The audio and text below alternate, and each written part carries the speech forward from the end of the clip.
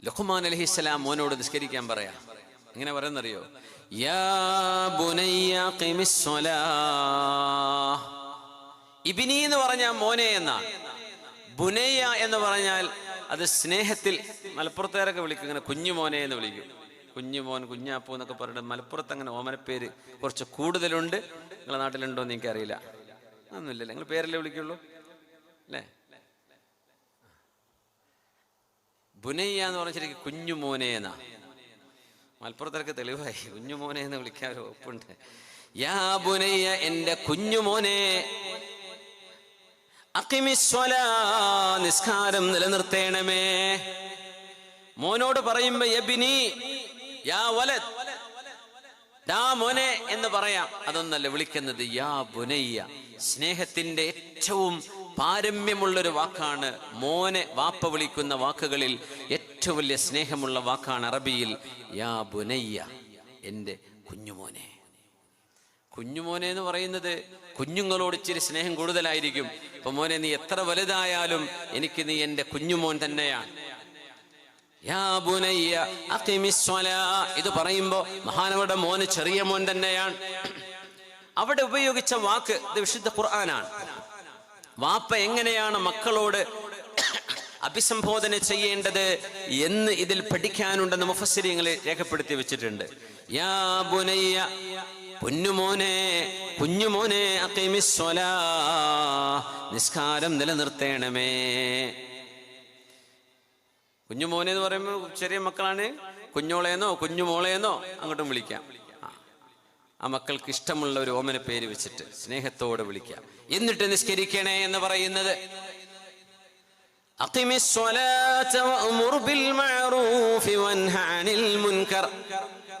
നന്മ കൊണ്ട് കൽപ്പിക്കണേ മോനെ, നന്മ ചെയ്യണേ എന്ന് നിന്റെ കൂട്ടുകാരോട് നീ പറയണം. എന്തല്ല, നീ തിന്മ ചെയ്യരുത് എന്നല്ല പറയണത്, നന്മ നീ മറ്റുള്ളവരെ കൊണ്ട് ചെയ്യിപ്പിക്കണം. അപ്പൊ നന്മ നീ ചെയ്യല് മാത്രമല്ല, നീ മറ്റുള്ളവരെ കൊണ്ട് നന്മ ചെയ്യിപ്പിക്കണം. നിന്റെ സ്കൂളില്, നിന്റെ ക്ലാസ്സില്, നിന്റെ കൂടെയുള്ളവർ എന്തെങ്കിലും തെറ്റ് ചെയ്യുമ്പോ അവരോടത് ചെയ്യരുത് എന്ന് പറയാൻ എൻ്റെ പൊന്നുമോനെ നിന്നെ കൊണ്ട് കഴിയണം.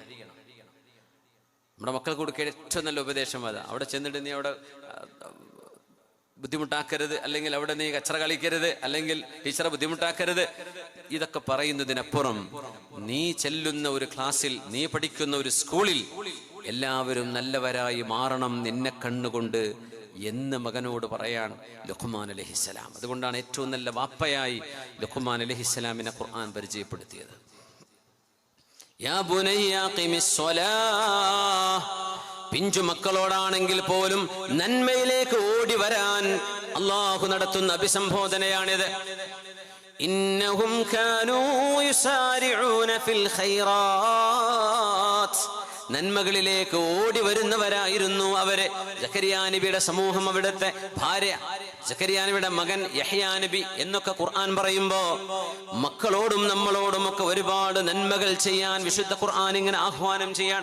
അതാണ് പറഞ്ഞത്, ക്ഷമിക്കണേ, അല്ലാഹുവിനെ ഭയപ്പെടേണമേ, 4 റക്അത്ത് നിങ്ങൾ ദുഹാ നിസ്കരിക്കണമേ, അല്ലാഹുവിനോടും റസൂലിനോടും സ്നേഹമുണ്ടാവണേ എന്നൊക്കെ പറയുന്നത് അല്ലാഹുവിന്റെ ആഹ്വാനമാണ്.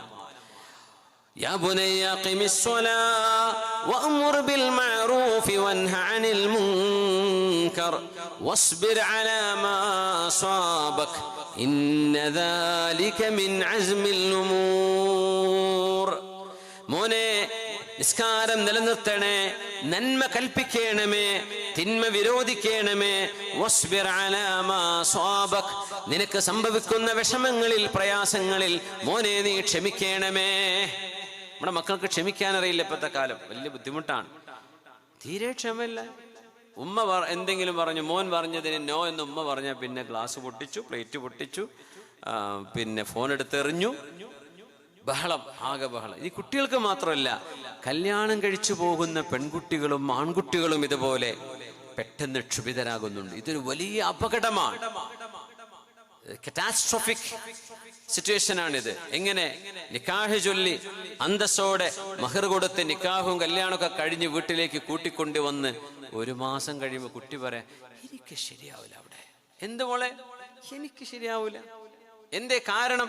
കാരണം എനിക്കറിയില്ല, എനിക്ക് അവിടെ ജീവിക്കാൻ പറ്റൂല, എനിക്ക് ത്വലാഖ് വേണം. പടച്ചോനെ, ഏതെങ്കിലും ഒരു പെൺകുട്ടി ന്യായമായ ശർഅ പറയുന്ന ഒരു കാരണമില്ലാതെ എനിക്ക് ത്വലാഖ് വേണമെന്ന് പറഞ്ഞാൽ സ്വർഗത്തിന്റെ പരിമളം അവർക്ക് ഹറാമാണെന്ന് പരിശുദ്ധ റസൂലുള്ളാഹി സ്വല്ലല്ലാഹു അലൈഹി വസല്ലം. അതുകൊണ്ട് കല്യാണത്തിന് മുമ്പ് ഇതൊക്കെ തീരുമാനിക്കാം. നിങ്ങൾക്ക് ഒരുമിച്ച് ജീവിക്കാൻ പറ്റുമോ ഇല്ലേ ഒക്കെ ആലോചിച്ചോളൂ, ചിന്തിച്ചോളൂ, സമയമെടുത്തോളൂ. നിസ്സാര കാരണങ്ങൾക്ക് വേണ്ടി ക്ഷമയില്ലാതെ, സബൂറില്ലാതെ, പരസ്പരം പഴിചാരിയും തെറി പറഞ്ഞും പരിഹസിച്ചും കളിയാക്കിയും ക്ഷമയില്ലാതെ ക്ഷുഭിതരായി പൊട്ടിത്തെറിക്കുന്ന ഒരു യൗവനം, അത് അപകടമാണ്. യാ ബുനയ്യ ഖിമിസ് സ്വലാഹ് വഅ്മുർ ബിൽ മഅറൂഫി വൻഹ അനിൽ മുൻകർ വസ്ബിർ അലാ മാ അസ്വാബക ഇന്ന ദാലിക മിൻ അസ്മിൽ ഉമൂർ. മോനെ, ക്ഷമിക്കണം. പല്ലുവേദന ഉണ്ട് മക്കൾക്ക്, ആ വേദന നമുക്ക് ഏറ്റെടുക്കാൻ പറ്റുമോ? മക്കൾ എന്നെ സഹിക്കണ്ടേ? വസ്ബിർ അലാ മാ അസ്വാബക. മോളെ, പല്ലുവേദന ഉണ്ടല്ലേ, തലവേദന ഉണ്ടല്ലേ, ബാക്ക് പെയിൻ ഉണ്ടല്ലേ, ക്ഷമിക്കു മോളെ, ക്ഷമിക്ക്, സാരല്ല, അള്ളാഹു ക്ഷമ തരട്ടെ, അള്ളാഹു വേദനക്ക് കൂലി തരും മോനെ. അല്ലെങ്കിൽ മോളെ, നീ വിഷമിക്കല്ല. വസ്ബിർ അലാ മാ അസ്വാബക. രോഗം വരും, പരീക്ഷണങ്ങൾ വരും, സമ്പത്തില്ലായ്മ സംഭവിക്കും, വാപ്പയുടെ കച്ചവടം തകർന്നടിയും, ഭർത്താവിന്റെ ജോലി നഷ്ടപ്പെട്ടേക്കാം, ആരോഗ്യം നഷ്ടപ്പെട്ടേക്കാം. വസ്ബിർ അലാ മാ അസ്വാബക. നിനക്ക് സംഭവിക്കുന്നത് നീ സഹിച്ചേ പറ്റൂ. മക്കളെ, ക്ഷമിക്കണേ. ആര് പറയാ? മഹാനായ ലുഖ്മാൻ അലൈഹിസ്സലാം. എന്തൊക്കെ പറഞ്ഞെന്നറിയോ ഇവിടെ? യാ ബുനയ്യ അഖിമിസ് സ്വലാഹ്. മോനെ, നിസ്കാരം നിലനിർത്തേണമേ. റമദാൻ കഴിഞ്ഞാൽ നിർത്തി പോകരുത് അർത്ഥം. നിസ്കാരം കണ്ടിന്യൂസ്, കൺസിസ്റ്റന്റ് ആയിട്ട് നിസ്കാരം നിലനിർത്തിക്കൊണ്ടുപോകണം. അഖിമിസ് സ്വലാഹ് വഅ്മുർ ബിൽ മഅറൂഫ്. എല്ലാവരോടും നന്മ ചെയ്യാൻ പറയണേ. വൻഹ അനിൽ മുൻകർ. തിന്മകൾ ചെയ്യരുതേ എന്ന് പറയണേ. വസ്ബിർ അലാ മാ അസ്വാബക. മോനെ, നിനക്ക് സംഭവിച്ചുകൊണ്ടിരിക്കുന്ന വിഷയങ്ങളിൽ നീ ക്ഷമിക്കണമേ. ഇന്ന ദാലിക മിൻ അസ്മിൽ ഉമൂർ. ഇത് നീ ചെയ്യുന്ന ഏറ്റവും യുക്തമായ, ശക്തമായ നിന്റെ തീരുമാനമാണ്. നിന്റെ ജീവിതത്തിന്റെ നിർണായകമായ സംഭവം നീ ക്ഷമിക്കുന്നതാണ്. വസ്ബിർ അലാ മാ അസ്വാബക. فأما من طغى وآثر الحياة الدنيا فإن الجحيم هي المأوى وأما من خاف مقام ربه ونهى النفس عن الهوى فإن الجنة هي المأوى. മനുഷ്യൻ നിരന്തരമായി വികാരങ്ങൾക്ക്, വൈകാരികമായ ചിന്തകൾക്ക്, പലതരത്തിലുള്ള വിക്ഷോഭങ്ങൾക്ക് മനുഷ്യൻ വിധേയനായിക്കൊണ്ടിരിക്കുകയാണ്. നമ്മുടെ ചുറ്റുപാടുകൾ, നമ്മൾ കാണുന്നത്, നമ്മൾ കേൾക്കുന്നത്, നമ്മുടെ ശരീരത്തിലുള്ള അള്ളാഹു സൃഷ്ടിച്ച ഹോർമോണുകൾ അതതിന്റെ പ്രവർത്തനങ്ങൾ നിർവഹിച്ചു കൊണ്ടിരിക്കും. പക്ഷെ നമ്മളതിന് അടിമപ്പെടരുത് എന്ന് ഖുർആൻ പറയാണ്. നിങ്ങൾ നിങ്ങളുടെ ശരീരത്തെ സംരക്ഷിച്ചേ പറ്റൂ, അതിനെ സുരക്ഷിതമാക്കി വെച്ചേ പറ്റൂ.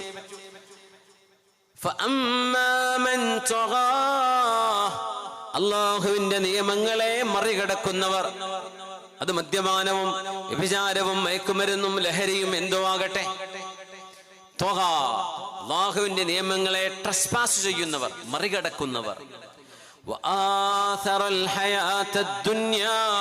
ഈ ലോകത്ത് ഞങ്ങൾക്ക് അടിച്ചു പൊളിക്കണം. ഇന്നത്തെ ന്യൂ ജനറേഷൻ ട്രെൻഡ് അതാണ്. ഞങ്ങൾക്ക് എൻജോയ് ചെയ്യണം, അതിന് ഉസ്താദ്മാര് തടസ്സം നിൽക്കരുത്, അതിന് ബാക്കിയുള്ളവർ ഞങ്ങളെ പറ്റിയൊന്നും പറയണ്ട, ഞങ്ങളോട് ആരും ഉപദേശിക്കാനും വരണ്ട, ഞങ്ങൾ അടിച്ചു പൊളിക്കാൻ പോവാ. അന്നേരം മക്കളെ, ആരോഗ്യം തീരും, യൗവനം അവസാനിക്കും, നിങ്ങളുടെ ഭംഗിയും നിങ്ങളുടെ ശരീരത്തിന്റെ പുഷ്ടിയും ഇതൊക്കെ മങ്ങും, ഇതിനൊക്കെ തളർച്ച വരും. ഇത് കഴിഞ്ഞ് നിങ്ങളെ മണ്ണിൽ കൊണ്ടുപോയി വെക്കും. ഒരു പരലോകമുണ്ട്, ഒരു വിചാരണ നാളുണ്ട്. ചിന്തിക്കണേ എന്ന് മക്കളോട് പറയാൻ ആരുണ്ട്? പറഞ്ഞാൽ കേൾക്കാൻ എത്ര പേരുണ്ട്? വിശുദ്ധ ഖുർആൻ അതിന്റെ ദൗത്യം നിർവഹിച്ചു കൊണ്ടേയിരിക്കുകയാണ്.